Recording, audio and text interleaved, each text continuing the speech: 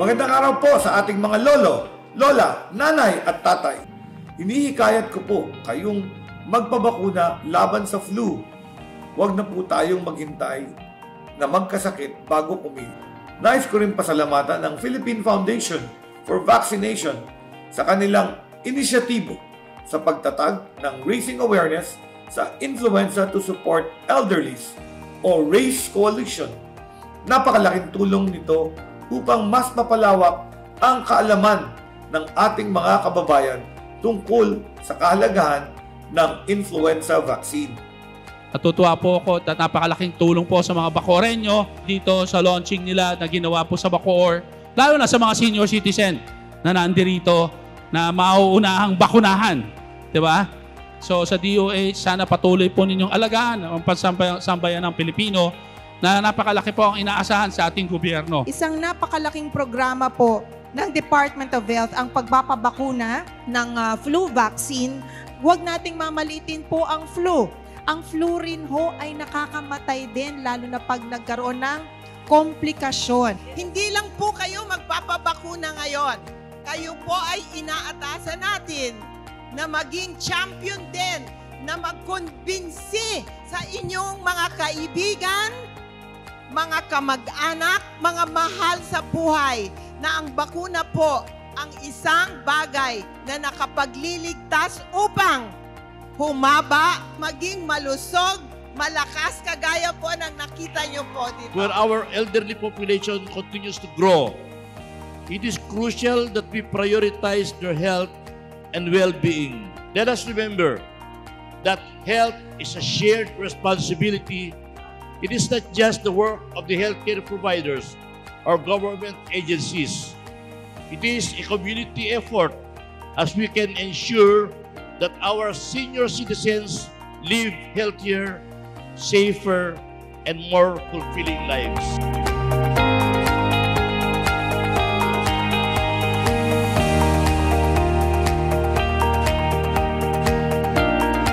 Ang bakuna naman, it's a protection, di ba? Protection nila na hindi magkasakit.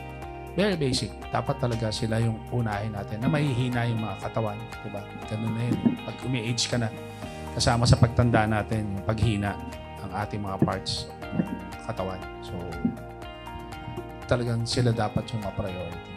Ang Philippine Foundation for Vaccination, this is an advocacy society. So lagi kami nakikipag-coordinate and part of our collaboration with DOH. Just imagine kung madaming senior citizens ang susceptible sa flu, makakasikip, and with all those complications, talagang burden yan ng healthcare system ng isang community. So, we all agree na talagang ang flu vaccination is very important for seniors. Ituloy po dapat ang pagpapakuna. Ito rin po ang programa ng Department of Health. Yun nga lang po sinasabi natin mula sa national government. Please po ang national government ay hindi po ma-provide yung pangangailangan sa bakuna kagawa ng kawalan po ng pondo. Ang kino-cover lang din po ng PhilHealth na libreng bakuna ay yung mga indigent senior citizens. So, ito po yung aming panawagan na tulungan nyo kami lahat na magkaisa po tayo na lahat ng pangangailangan ng mga senior citizens ay may mabigay ng ating national government. Ang aming pong City Health Office ay patuloy na nagbibigay ng mga information campaign, mga training po, upang sa ganoon matiyak nila na ang mga senior citizens ay maka-receive ng mga vaccines, lalo na po yung flu at saka yung pneumonia, at saka makatanggap po ng mga medisina na kailangan nila, lalong-lalo na po ang mga senior citizens.